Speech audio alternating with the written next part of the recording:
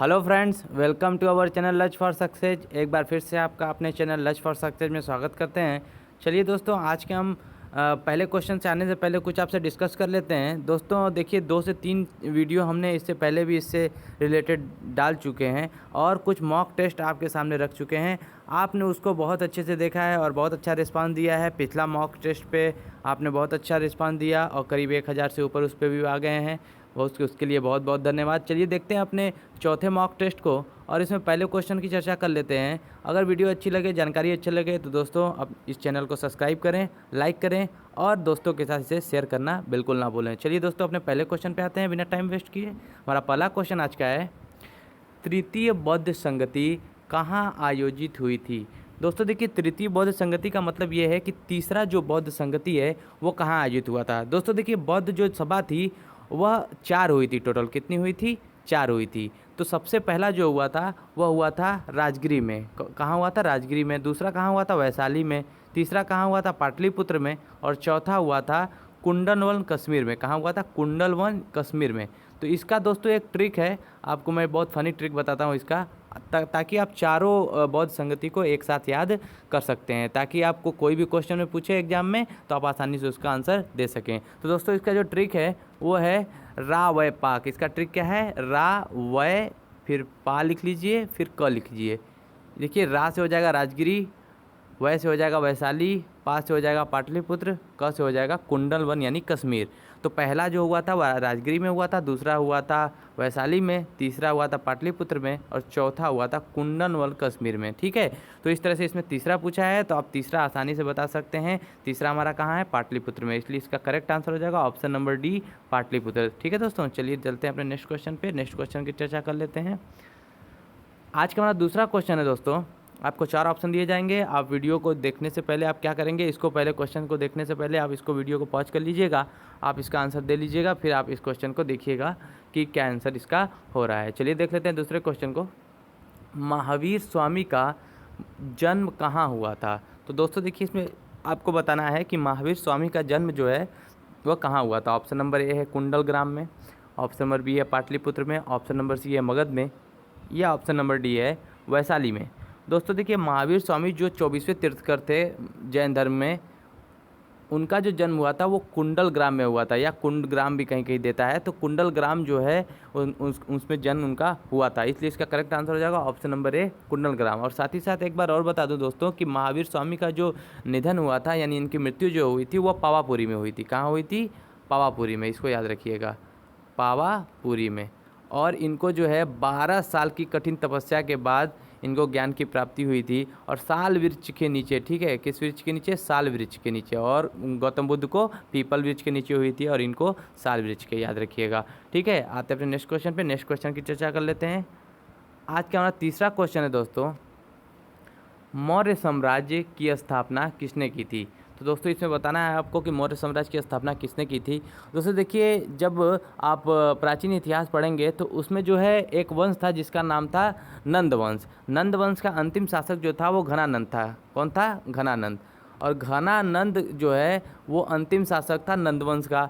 उसने जो है जो उसमें उसके प्रधानमंत्री थे उस वक्त के, या उसके एक छोटे से सलाहकार और मंत्री थे जिनका नाम था चाणक्य, उसकी कुछ इंसल्ट कर दी थी। और उस इंसल्ट का बदला लेने के लिए चाणक्य ने एक व्यक्ति को पकड़ा जिसका नाम था चंद्रगुप्त मौर्य। और चंद्रगुप्त मौर्य को उसकी सारी स्थिति को बता करके अपने इंसल्ट का बदला घनानंद को हरवा करके लिया, और चंद्रगुप्त मौर्य का बाद में चाणक्य जो है प्रधानमंत्री बना। तो मौर्य वंश की स्थापना किसने की थी? मौर्य वंश की स्थापना चंद्रगुप्त मौर्य ने की थी, इसलिए इसका करेक्ट आंसर हो जाएगा ऑप्शन नंबर सी।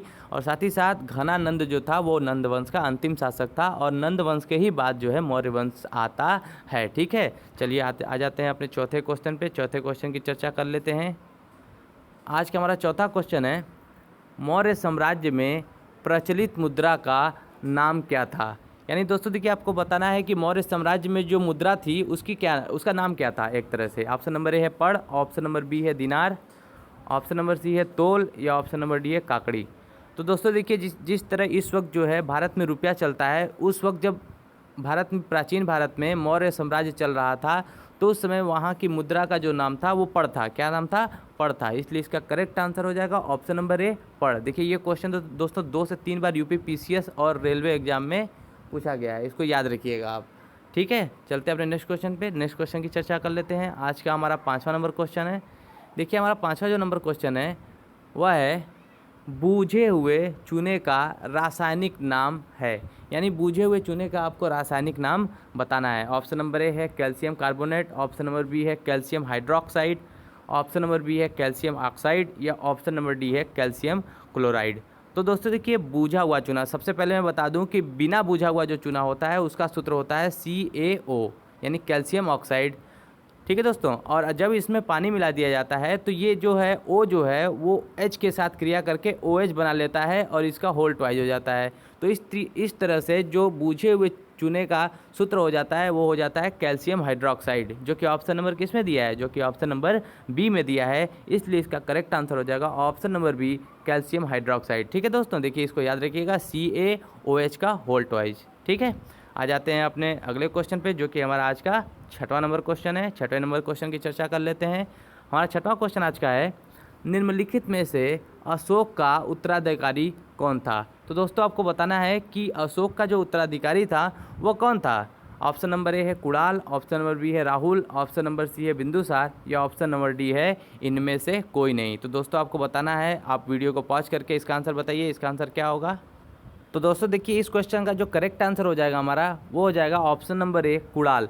दोस्तों देखिए अशोक का जो उत्तराधिकारी था वो कुणाल था, क्योंकि जो अशोक था वो बिंदुसार का पुत्र था, और बिंदुसार किसका पुत्र था? बिंदुसार चंद्रगुप्त मौर्य का पुत्र था। इसलिए इसका क्रम याद रखिएगा, चंद्रगुप्त मौर्य के बाद जो है वो कौन आता है? बिंदुसार आता है। ठीक है, चंद्रगुप्त मौर्य के बाद कौन आता है? बिंदुसार आता है, और उसके बाद उसका पुत्र अशोक आता है। यानी चंद्रगुप्त मौर्य कौन हो गए? अशोक के दादा हो गए, इसको याद रखिएगा। और अशोक के पिता का नाम कौन था? बिंदुसार। ठीक है, बिंदुसार अशोक के पिता का नाम था। इसलिए इसका correct answer option number 1 Kunal हो जाएगा। चलते हैं अपने नेक्स्ट क्वेश्चन पे। नेक्स्ट क्वेश्चन की चर्चा कर लेते हैं। आज का हमारा 7वां क्वेश्चन है दोस्तों, मुद्रा राक्षस के लेखक निम्न में से कौन है? आपको बताना है दोस्तों कि मुद्रा राक्षस के लेखक कौन है। ऑप्शन नंबर ए है अश्वघोष, ऑप्शन नंबर बी है विशाखदत्त, ऑप्शन नंबर सी है भास, या ऑप्शन नंबर डी है कालिदास। दोस्तों देखिए मुद्रा राक्षस जो किताब है उसमें जो है मुख्य रूप से चंद्रगुप्त मौर्य के शासनकाल का वर्णन किया गया है। इसमें चंद्रगुप्त मौर्य के सारे शासन के बारे में बताया गया है, विस्तार से इसका वर्णन किया गया है, जिसके रचयिता विशाखदत्त हैं। इसलिए इसका देखिए correct answer option number B हो जाएगा, विशाखदत्त। इसके लेखक जो है विशाखदत्त हैं। ठीक है, और कालिदास में दोस्तों बता दूं, कालिदास जो है वो किसके दरबार में रहते थे? वो रहते थे चंद्रगुप्त विक्रमादित्य के। याद रखिएगा, चंद्रगुप्त मौर्य नहीं, चंद्रगुप्त विक्रमादित्य के। किसके? चंद्रगुप्त विक्रमादित्य। इसको याद रखिएगा, बहुत ज़्यादा इंपॉर्टेंट क्वेश्चन है, ये कई बार एग्जाम में पूछा गया है। ठीक है, चलते हैं अपने नेक्स्ट क्वेश्चन पे। नेक्स्ट क्वेश्चन की चर्चा कर लेते हैं। आज का हमारा 8वां नंबर दोस्तों क्वेश्चन है। देखिए 8वां नंबर क्वेश्चन है आज का, मालवा, गुजरात एवं महाराष्ट्र किस शासक ने पहली बार जीता? दोस्तों देखिए क्या हो रहा था, जो प्राचीन भारत था उसमें जो साम्राज्य का विस्तार कुछ ही राजा कर पाए थे। उस समय जो है उसमें से सबसे इम्पॉर्टेंट वंश जो चल रहा था वो चल रहा था मौर्य वंश। ठीक है, और मौर्य वंश का जो शासक था वो पहला शासक था और संस्थापक भी था उस वंश का, चंद्रगुप्त मौर्य। चंद्रगुप्त मौर्य ने सबसे पहले मालवा, गुजरात और महाराष्ट्र को जीत लिया था और अपने साम्राज्य को बहुत अधिक रूप में फैला दिया था। इसलिए इसका देखिए करेक्ट आंसर जो हो जाएगा वो होगा हमारा option number D, Chandragupta Maurya. ठीक है, इसको याद रखिएगा, यह क्वेश्चन यूपी पीसीएस में पूछा गया है। ठीक है, याद रखिएगा इस क्वेश्चन को। आते हैं अपने नेक्स्ट क्वेश्चन पे। नेक्स्ट क्वेश्चन की चर्चा कर लेते हैं। आज का हमारा देखिए 9वां क्वेश्चन है। देखिए दोस्तों आज का हमारा 9वां क्वेश्चन है, किसने, देखिए दोस्तों इसमें किसने कर लीजिएगा आप, इसमें गलत टाइपिंग हो गया है। किसने सहिष्णुता, उदारता और करुणा का त्रिवेदी आधार पर राजवंश की स्थापना की? दोस्तों इसका मतलब ये है कहने का क्वेश्चन का कि देखिए किस वंश, इसमें से निम्नलिखित में से किस व्यक्ति ने किसी वंश की स्थापना की जिसका मेन आधार था सहिष्णुता यानी उसकी अच्छाई, उदारता यानी दान देने की कला, और करुणा यानी उसके अंदर इनोसेंट की भावना बहुत ज़्यादा थी। तो आपको बताना है इसमें से करेक्ट आंसर क्या होगा। ऑप्शन नंबर ए है अशोक, ऑप्शन नंबर बी है अकबर, ऑप्शन नंबर सी है Ranjit Singh, option number D है शिवाजी। तो दोस्तों देखिए सहिष्णुता, उदारता और करुणा की जो भावना थी, तीनों भावना अशोक के अंदर थी। इसलिए इसके आधार पर राजवंश की स्थापना अशोक करता है, यानी उसके हिसाब से चलाता है अपने साम्राज्य को। इसलिए इसका करेक्ट आंसर ऑप्शन नंबर ए हो जाएगा अशोक। ठीक है, अशोक किसका पुत्र है? बिंदुसार का। इसको याद रखिएगा, बार बार एग्जाम में पूछा जाता है। और अशोक को एक और नाम से जाना जाता है, याद रखिएगा, बता देता हूँ मैं।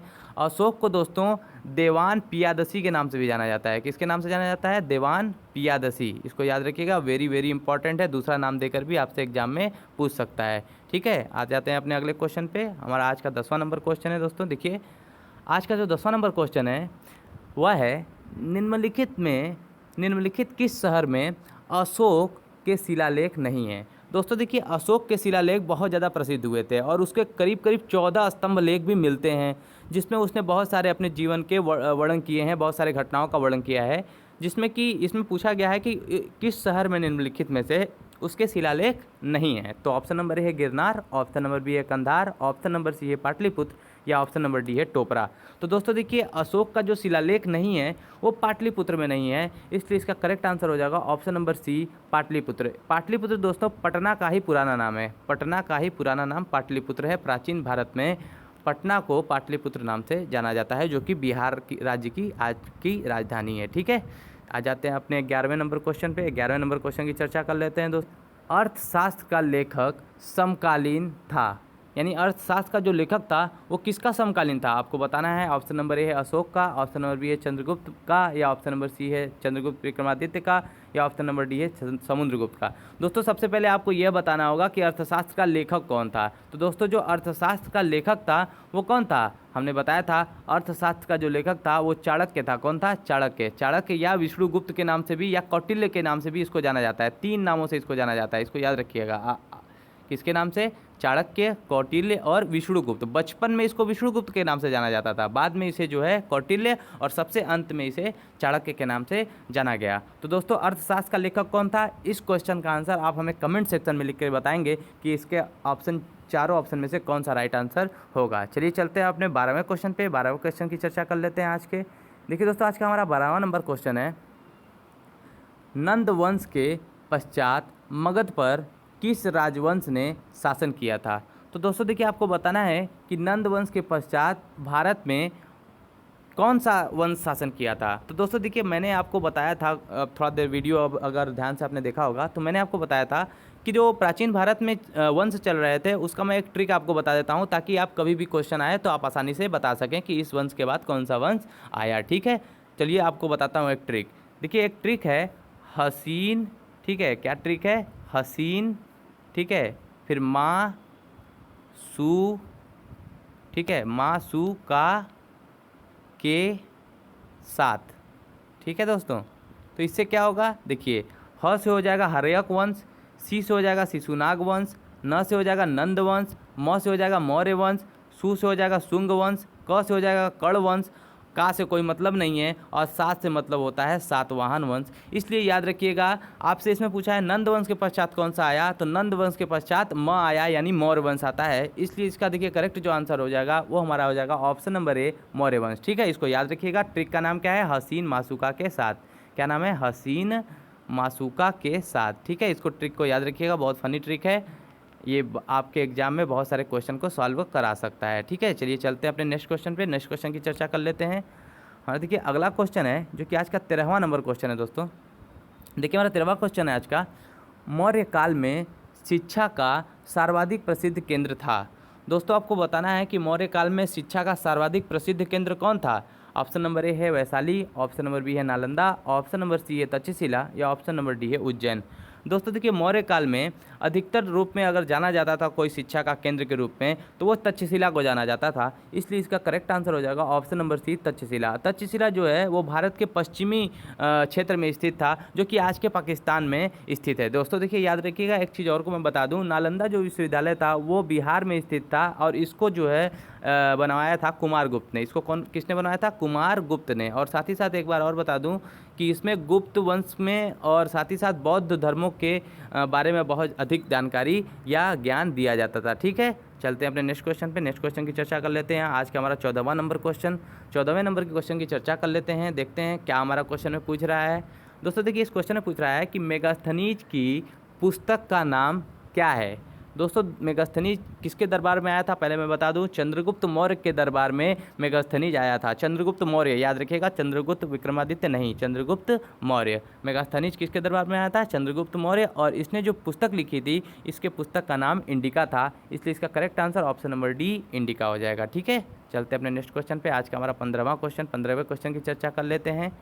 देखिए आज का जो हमारा 15वां क्वेश्चन है वह है, जिसके ग्रंथ में चंद्रगुप्त मार्ग का विशिष्ट रूप से वर्णन हुआ है वह है। दोस्तों किसके, हमने जैसा कि देखिए अभी क्वेश्चन में आप ध्यान से आपने क्वेश्चन देखा होगा, तो इसमें मैंने बताया था कि दोस्तों एक मुद्रा राक्षस किताब था, जिसको किसने लिखा था, विशाख दत्त ने लिखा था। मुद्रा राक्षस किताब को विशाख दत्त ने लिखा था और उसी के किताब में चंद्रगुप्त मौर्य के साम्राज्य के बारे में संपूर्ण वर्णन किया गया था, यानी उसके साम्राज्य में किस तरह की गतिविधियां थी, मुद्रा किस प्रकार चल रही थी, आर्थिक व्यवस्था क्या थी, बाजार व्यवस्था क्या थी, सारी स्थितियों का वर्णन जो है वो मुद्रा राक्षस किताब में विशाख दत्त द्वारा लिखी गई किताब में की गई थी। इसलिए इसका देखिए correct answer option number C Vishakha Datta हो जाएगा। ठीक है, चलते हैं अपने नेक्स्ट क्वेश्चन पे, अगले क्वेश्चन की चर्चा कर लेते हैं, जो कि आज का हमारा 16वां नंबर क्वेश्चन है। दोस्तों देखिए हमारा 16वां नंबर क्वेश्चन है, किस विदेशी यात्री ने भारत का दौरा सबसे पहले किया था।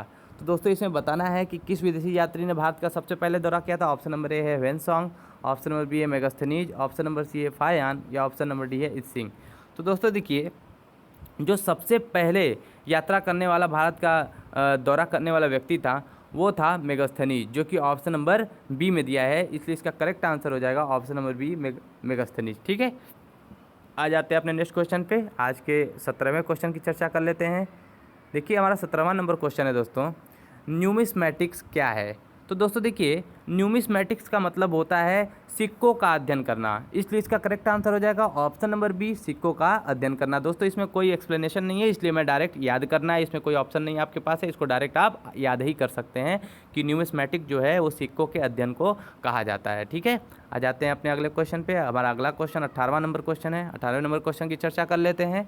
देखिए आज का हमारा 18वां नंबर क्वेश्चन है, भारत में पोलो खेल का प्रचलन किया, यानी दोस्तों आपको बताना है कि भारत में पोलो खेल का प्रचलन किसने किया था। तुर्कों ने किया था, यूनानियों ने किया था, अंग्रेज़ों ने किया था, या मुगलों ने किया था।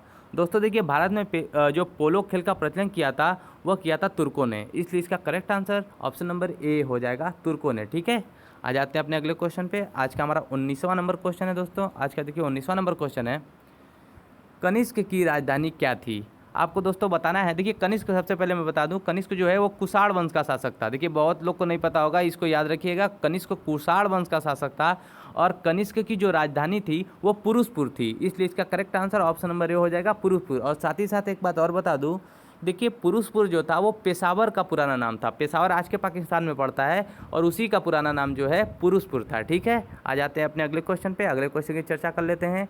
देखिए आज का हमारा 20वां नंबर क्वेश्चन है दोस्तों, पुरुषपुर का वास्तविक नाम क्या है। तो दोस्तों देखिए अब 20वां नंबर क्वेश्चन सेम वही क्वेश्चन है जो 19वें नंबर में हमने अब आपको एक्सप्लेनेशन में बताया था। तो इस क्वेश्चन का आंसर आप हमें कमेंट सेक्शन में बताएंगे। आप 2 क्वेश्चन का हमने आपसे कमेंट सेक्शन में आंसर पूछ लिया है, तो आप बताइएगा, हमें इंतज़ार रहेगा आपके आंसर का। चलिए चलते हैं अपने आज के 21वें नंबर क्वेश्चन पे। 21वें नंबर क्वेश्चन की चर्चा कर लेते हैं दोस्तों। देखिए हमारा 21वां नंबर आज का क्वेश्चन है, प्राचीन भारत में किस एक ने नियमित रूप से सोने के सिक्के चलाए थे। तो दोस्तों आपको बताना है कि किसने सबसे पहले भारत में नियमित रूप से सोने के सिक्के चलाए थे। ऑप्शन नंबर ए है कुषाण, इसको सही कर लीजिएगा, कुषाण है। ठीक है, कुषाण लिखा दिया गया है, गलत टाइपिंग हो गई है। ऑप्शन नंबर बी है typing Satavahana, option number C है शक, या ऑप्शन नंबर डी है पार्थियन। ठीक है दोस्तों, याद रखिएगा, option number A Kushan, option number B Satavahana, option number C Shaka, option number D Parthian. तो आपको बताना है इसमें राइट आंसर क्या होगा। तो दोस्तों देखिए प्राचीन में नियमित रूप से जो सिक्के चलाए थे सोने के वो कुषाण वंश से चलाए थे, इसलिए इसका करेक्ट आंसर ऑप्शन नंबर ए हो जाएगा, कुषाण। ठीक है, आ जाते हैं अपने अगले क्वेश्चन पे, अगले क्वेश्चन की चर्चा कर लेते हैं, जो कि आज का हमारा 22वां नंबर क्वेश्चन है दोस्तों। देखिए यह क्वेश्चन आईएएस में पूछा गया था, आईएएस प्री के एग्जाम में पूछा गया था, तो आप बताइएगा इसका आंसर क्या होगा। देखिए प्राचीन नगर तक्षशिला किसके बीच स्थित था।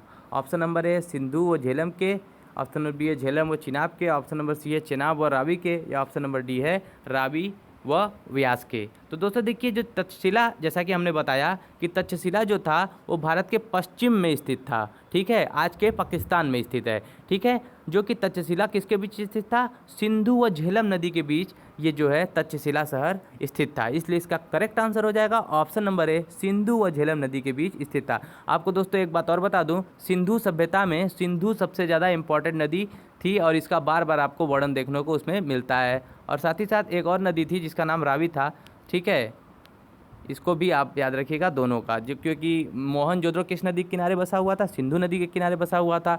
और हड़प्पा जो सभ्यता था वो रावी नदी के किनारे बसा हुआ था, ठीक है। आ जाते हैं अपने अगले क्वेश्चन पे। हमारा अगला क्वेश्चन आज का 23वां नंबर क्वेश्चन है दोस्तों।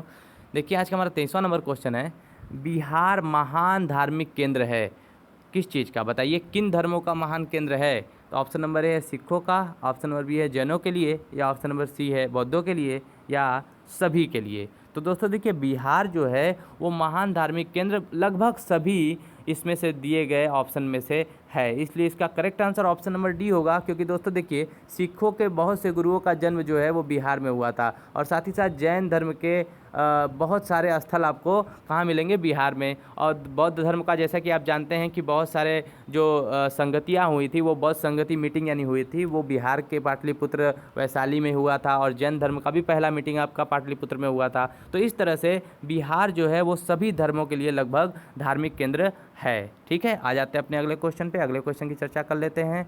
24वां नंबर आज का क्वेश्चन है दोस्तों कि खजुराहो स्थित मंदिरों का निर्माण किसने किया था? तो दोस्तों इसमें बताना है आपको। खजुराहो मंदिर, सबसे पहले मैं बता दूं, खजुराहो मंदिर मध्य प्रदेश में स्थित है, ठीक है। खजुराहो मंदिर कहाँ है? मध्य प्रदेश में स्थित है। और साथ ही साथ एक बात और बता दूं कि इसको बनाने वाले जो थे वो चंदेल शासक थे, इसलिए इसका करेक्ट आंसर हो जाएगा ऑप्शन नंबर बी, चंदेल, ठीक है, इसको याद रखिएगा। आ जाते हैं अपने अगले क्वेश्चन पे, जो कि आज का हमारा दोस्तों लास्ट क्वेश्चन है। आप बताइएगा जरूर कि वीडियो आपको कैसा लगा। तब तक हम ये 25वां नंबर क्वेश्चन आपके सामने पढ़ देते हैं। हमारा 25वां क्वेश्चन आज का है, अंकोर वाट कहाँ स्थित है? दोस्तों अंकोर वाट एक जगह भी है और अंकोर वाट एक मंदिर का भी नाम है। तो अंकोर वाट मंदिर भी आप बता दीजिए और या जगह बता देंगे तो दोनों आंसर आपका एक साथ हो जाएगा, ठीक है। तो अंकोर वाट जो मंदिर दोस्तों स्थित है वो स्थित है ऑप्शन नंबर डी, कंबोडिया में, ठीक है। इसलिए इसका correct answer option number D हो जाएगा, कंबोडिया। तो दोस्तों ये हमारा अंतिम क्वेश्चन था। आपको यह वीडियो कैसा लगा आप ज़रूर कमेंट सेक्शन में बताइएगा। और दोस्तों वीडियो को पूरा देखा करिए ताकि आपको अधिक से अधिक जानकारी मिल सके। चलिए दोस्तों, तब तक के लिए मिलते हैं अगले वीडियो में। धन्यवाद।